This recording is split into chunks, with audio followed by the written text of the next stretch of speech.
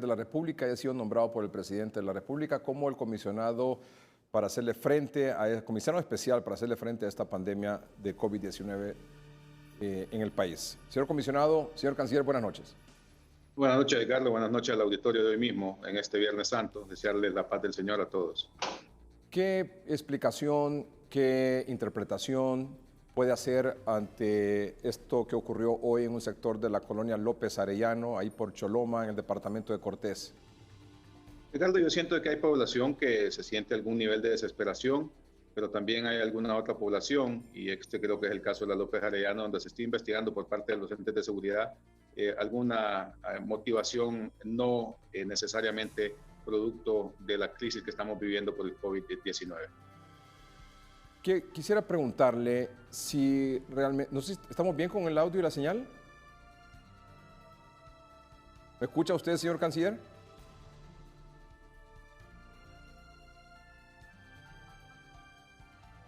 Hay un problema con la señal, evidentemente, pero hay una situación lamentable que está ocurriendo en San Pedro Sula, donde la información que tiene hoy mismo es que al menos 16 cadáveres están en contenedores, uno en el Catarino Rivas y otro en el Hospital Leonardo Martínez. ¿Está listo el señor canciller? Sí, don Edgardo. Muy bien. Entendí la respuesta a la primera pregunta. Dice usted que hay, obviamente, aprehensión de quienes desean abastecerse y hay otros que están queriendo aprovechar esta situación ahí en la López Arellano. Sin embargo, entiendo que hay en proceso este programa de ayuda con alimentos, pero evidentemente no se le puede dar alimentos a todo el mundo con la celeridad que se necesita. En el plan de Cortés y el municipio de El Progreso en Yoro, ¿hay algún cambio, como se anunció hoy por la mañana y luego se echó marcha atrás? ¿O se mantiene el toque de queda absoluto hasta el próximo domingo 19 de abril? A las 8:30 de la noche habrá una cadena nacional donde tendremos ya la información con esos detalles. Ya el comisionado Yair Mesa lo dará a conocer. Y lo que usted mencionaba de la Honduras Solidaria a través del alimento que se está repartiendo, hemos tenido casi 600,000 personas que han sido atendidas, unos 117,621 familias o hogares que han sido atendidos. Hoy precisamente se atendieron aproximadamente unas 2.500 familias en el sector de Cofradía Cortés y simultáneamente en otras partes del país. Y como le mencionaba, en el caso del Progreso, en la próxima hora tendremos una cadena nacional donde se estará mencionando la información, cómo queda el tema de las salidas para las próximas semanas. Bueno, pero si usted acepta una entrevista con nosotros y nos va a dar la respuesta que todo le va a decir en la cadena, entonces ya no sé ni qué preguntarle. No, Edgardo, usted sabe que hay muchas cosas que podemos hablar. Podemos hablar, por ejemplo, de la repartición de mascarillas que se ha hecho en el Valle de Sula. Pero estoy de acuerdo que podemos hablar, de todas esas cosas, pero también podemos hablar de por qué no dan la cantidad de muertos que evidentemente han ocurrido en el país en las cadenas. Bueno, sabemos que son lamentablemente 23 personas que han fallecido, Edgardo. Lamentamos mucho que se esté dando este tipo de situación. Son más, no son solo 23, son más. Bueno, son los datos oficiales que se tienen, Edgardo. Las personas que resultaron positivas de COVID y que se tiene la información en el Laboratorio Nacional de Virología han sido registradas por 23 personas. ¿Es lento este proceso? Porque yo quisiera que usted nos hablara con claridad y transparencia como siempre lo ha hecho. Cuando estuvo comisionado de Copeco así lo hacía. Entonces, yo quiero saber si es porque hay lentitud en el proceso para certificar estas muertes, si es que son demasiadas pruebas las que están queriendo sacar en el laboratorio, y yo entendería que ha sobrepasado la capacidad del laboratorio, por eso quieren abrir uno en San Pedro Sula, o es que están escondiendo las cifras de muertos en función de que se reduzca la cantidad de letalidad, el porcentaje de letalidad, y esperan a informarnos más de casos contagiados y después de menos muertos. Edgardo, yo creo que no podemos ser irresponsables en esconder personas fallecidas, porque un ser humano es un ser humano. Lamentablemente, en algunos casos no se puede hacer el proceso, o el Ministerio Público no hace el proceso de autopsia para verificar cuál fue la causa cuando la persona ha fallecido en un hospital. Hay personas que han llegado por otras circunstancias a los hospitales y lamentablemente fallecen con algunos síntomas similares, por ejemplo, neumonía, que no necesariamente tiene que ser por COVID, o tuberculosis, o otros casos que nos han expresado los médicos que pueden ser algunas circunstancias similares al COVID, pero que no reúnen todas las características, y es por eso que mantenemos en este momento 23 personas que lamentablemente han perdido. La población tome conciencia de que no es correcto que lleguen muy tarde a un centro asistencial cuando se tienen los síntomas del COVID-19, que no hay que estigmatizar a las personas para hacerlas sentir mal en el momento de que no quieren demostrar o decir que están con los síntomas del COVID-19, y esto en algunos casos hemos visto hasta un caso de discriminación fuerte cuando se dan personas víctimas en algunos barrios o colonias. Así que esto, en vez de solo fijarnos en la cifra, Ricardo, yo creo que debe tomar conciencia de la lamentable situación que se da con las familias, con estas 23 familias que han perdido a sus seres queridos producto del COVID-19. Claro, por supuesto, pero lo que la población demanda es de transparencia, por ejemplo. No solo transparencia en el número de contagiados y en el número de muertos, que tiene que ser real, que tiene que ser absolutamente responsable y decir exactamente lo que está pasando. Por ejemplo, también transparencia en el manejo de los fondos que están utilizando para esta emergencia. Hay mucha información que dice, por ejemplo, que Honduras es el país que tiene más cantidad de dinero para hacerle frente a esta pandemia y que, sin embargo, los resultados no son los esperados. Entonces, la pregunta por ejemplo, en las cadenas de radio y televisión, en ningún momento nos están diciendo, mire, tenemos tanto dinero, hemos recibido tantas donaciones, hemos recibido tanto equipo y este equipo ha sido distribuido en tales y tales y tales lugares. Eso no lo están diciendo en las cadenas, y creo que es una información importantísima que se debería estar transmitiendo en las cadenas para que todo esto sea de una manera transparente y que el pueblo esté informado. Por ejemplo, dicen, hemos distribuido tantos insumos en tantos lugares, sobre todo de bioseguridad para el personal que está enfrente de esta batalla, en centros de salud, en hospitales regionales, en hospitales locales, etcétera. La pregunta es, ¿cuántos se han entregado? ¿Hay evidencias de eso? ¿Podemos dar un informe en cadena de radio y televisión de eso? Toda la información se tiene, y usted puede entrar, incluso puede poner a su equipo de producción que entre a la página de CEFIN, porque ahí está la liquidación que se ha hecho de todos los recursos que se han invertido en la atención de esta emergencia. Yo creo que utilizar el término gastar no es lo que se merece el pueblo hondureño cuando se le está dando salud, Edgardo. Y para nosotros lo más importante es salvar vidas. La página de transparencia de la Secretaría de Finanzas está con la información necesaria, y tomamos su recomendación de incluirlo en la cadena. Así que le pedimos a esa gente que critica todo en este país que no critique si también damos los niveles de transparencia y la información en las cadenas nacionales y se alarga un poco más de lo que ellos desearían, porque como todos lo critican, y así tiene que ser.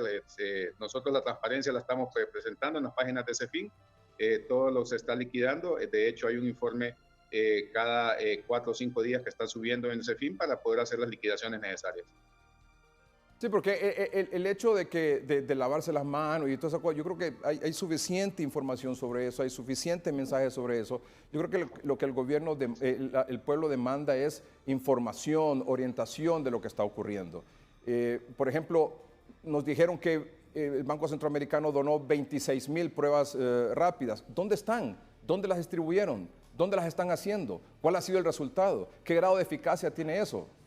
O sea, es una recomendación que usted es el comisionado, debería de tomarla y decir, vamos a informar correctamente. El decir cuántos muertos hubo, cuántos contagiados hay, lastimosamente, hay que informarlo de manera transparente, pero eso le toma 30 segundos. Le podría tomar 3 minutos más o 4, una cadena de 5 o 6 minutos para decir cada día qué cosas están ocurriendo y de qué manera están ocurriendo.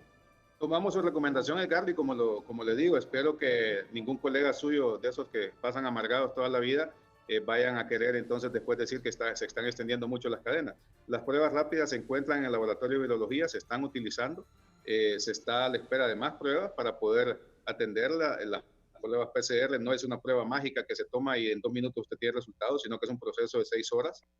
Así que se está trabajando con ellas, y tomo su recomendación, Edgardo, la tomamos, la traslado al equipo de virología, la traslado al equipo de la Secretaría de Salud para que nos den la información de cuántas pruebas se usaron en un día, de cuánto muestreo se hizo, en qué partes del país que se dan en la cadena, y también sacar algunas cápsulas sobre esa información que usted nos recomienda para poderle compartir con la ciudadanía. Pero sí, el primer día que usted escucha a algún de esos colegas suyos, que algunos ni colegiados están, pues dígales que no critiquen las cadenas.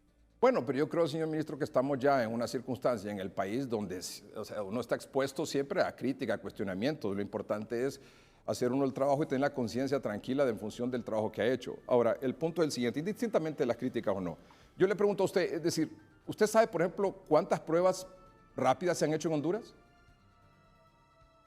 Bueno, tenemos los resultados de más de 382 personas que se han visto afectadas. Esto no quiere decir de que no se haya hecho una totalidad de pruebas. Se hacen lotes importantes en el laboratorio de virología y eso lo hacen en base al requerimiento que tenemos en las diferentes regiones sanitarias. ¿Por qué hay 10 cadáveres en un contenedor en el Hospital Catarino Rivas y 6 cadáveres en un contenedor en el Leonardo Martínez? No les sabría decir de Leonardo Martínez. Entiendo que los 10 cadáveres del Catarino Rivas son personas que tienen más de 6 meses y que no han sido reclamados, no se ha cumplido con el ciclo total que le indica la ley para darles cristiana sepultura, porque sus familiares tienen que reclamarlos, no los han reclamado, y entiendo que fue una determinación de trasladarlos al contenedor para dar espacio para cualquier otra circunstancia que se dé en la morgue que tiene el Catarino Rivas. Esos 10 cadáveres que están en un contenedor en el Catarino Rivas, ¿son de COVID-19 o no son de COVID-19? No, Edgardo, le mencioné hace un segundo, son personas que fallecieron por diferentes causas hace 6, 5, 4 meses y que no han sido reclamados por sus familiares. ¿Y los 6 cadáveres en un contenedor en el Leonardo Martínez? No tengo información, pero se lo puedo verificar con las autoridades de la región sanitaria. No tengo el dato de que exista ahí. De hecho, no hay contenedor en el Leonardo Martínez porque los contenedores los trasladamos al Estadio Olímpico, donde se están instalando 8 contenedores más refrigerados por cualquier circunstancia, estar preparados, lamentablemente decir así, preparados para poder atender cualquier eventualidad. ¿Por qué no habilitan los laboratorios privados para que contribuyan en estas pruebas rápidas? Justamente en eso estuvimos hoy en San Pedro Sula, nos reunimos con un grupo de médicos, directores de los hospitales, la región sanitaria, tanto metropolitana como el departamento de Cortés. Hablamos con 4 laboratorios médicos privados quienes están dándonos un informe, trabajando con el equipo del departamento de virología para darnos los detalles del equipo que ellos tienen, qué pruebas son las que ellos pueden manejar y qué cantidad de pruebas pueden manejar.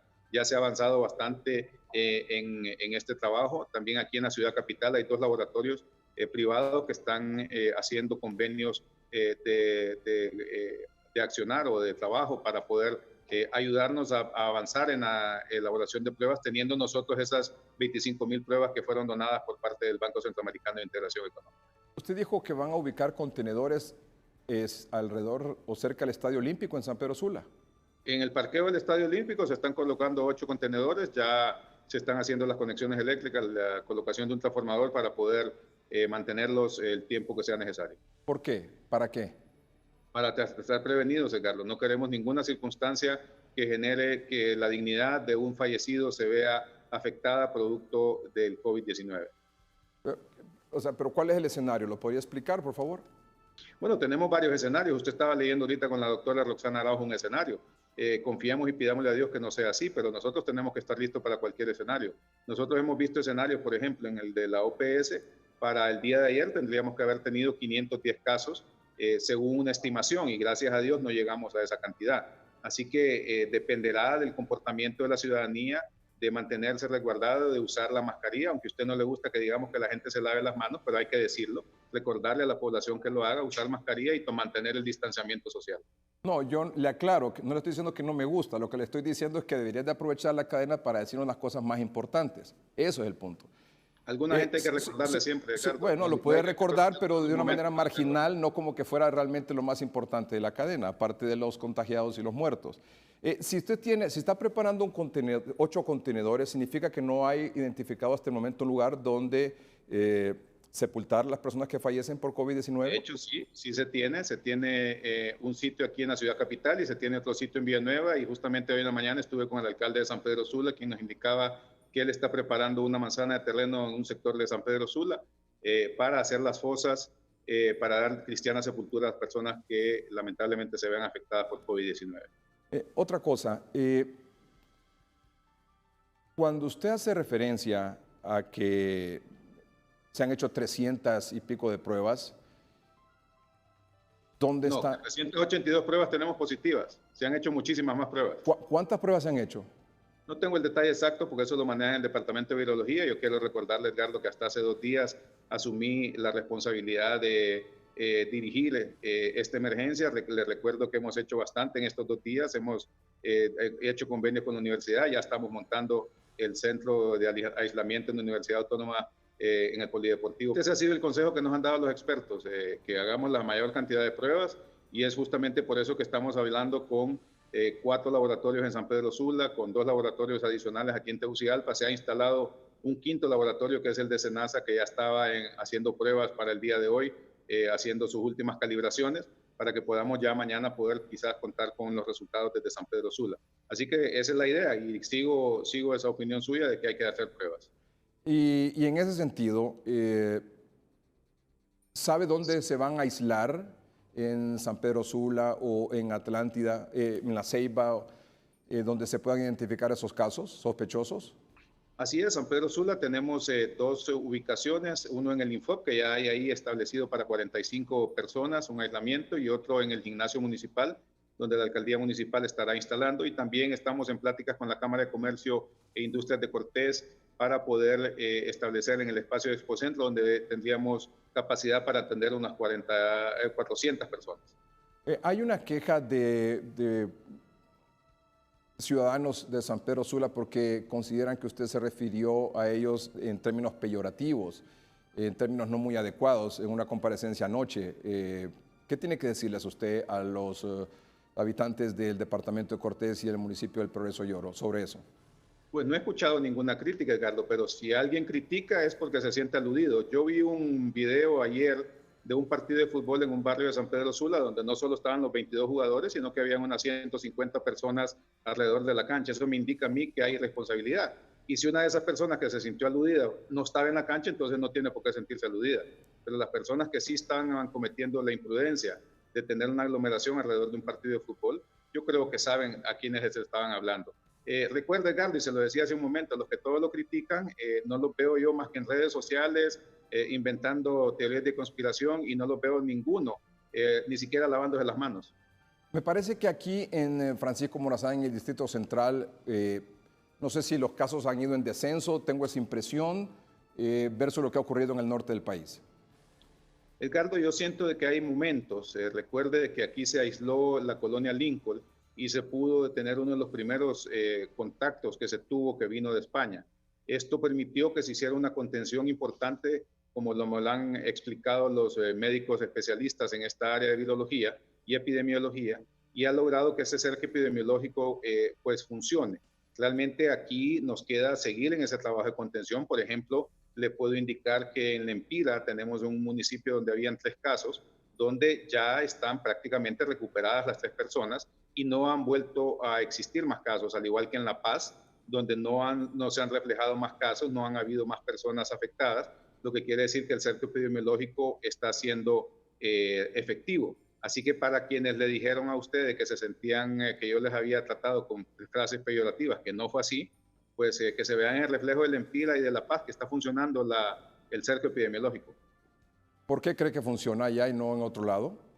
Porque la gente pues tomó conciencia, quizás sean comunidades muy pequeñas donde se puede hacer mejor una contención, pero ha funcionado. Como le digo, ya las 3 personas de Lempira están prácticamente a punto de dárseles el alta definitiva.